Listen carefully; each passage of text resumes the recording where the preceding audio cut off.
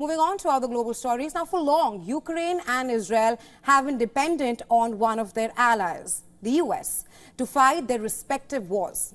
Now, with Iran attacking Israel over the weekend, the pressure has mounted on US to pass the bill aid for Israel and Ukraine. According to Republican Speaker Mike Johnson, the US House of Representatives will consider aid to Israel and Ukraine as a separate legislation this week. This comes after more than 2 months after the Senate passed a bill combining the two. What we'll do is bring to the House floor independent measures. We won't be voting on the Senate supplemental in its current form, but we will vote on each of these measures separately in 4 different pieces.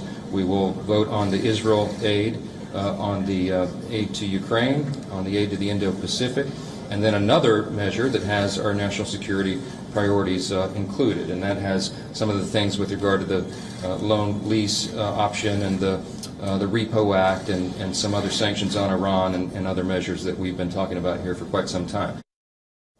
America's assistance for both nations has languished amid political bickering in Congress.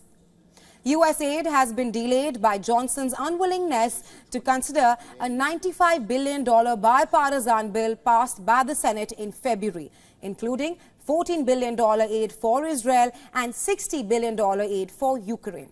Now, despite the delay in additional aid coming in from the U.S., according to Ukraine's top commander, the country has supplied 3 times more drones to its armed forces so far this year than in the whole of 2023. I think we mustn't exaggerate when we are in a 27-game winning streak. Neither must we fall in desperation because we lose once.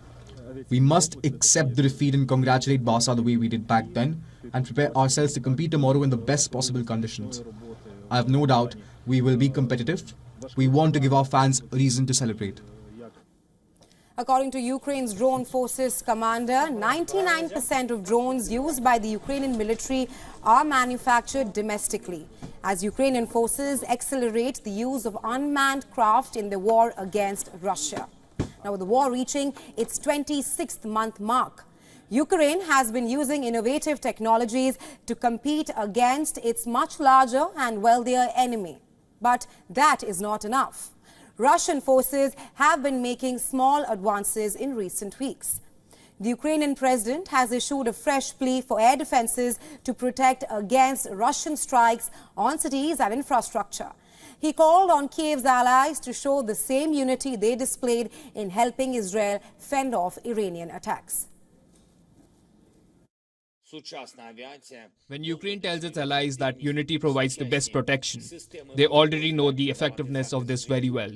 They know and provide. And when Ukraine says that the allies cannot turn a blind eye to Russian missiles and drones, it means that it is necessary to act, and act strongly. The sky is not protected by rhetoric. The production of missiles and drones for terror is not limited by thoughts alone.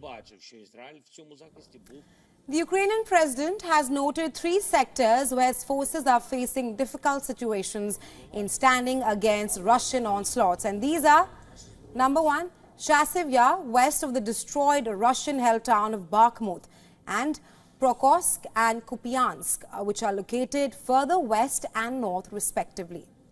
On the other hand, China is reportedly helping Russia to ramp up its defense industrial base. Reports suggest that Beijing is providing crucial support to Moscow, such as drone and missile technology, satellite imagery, and also machine tools.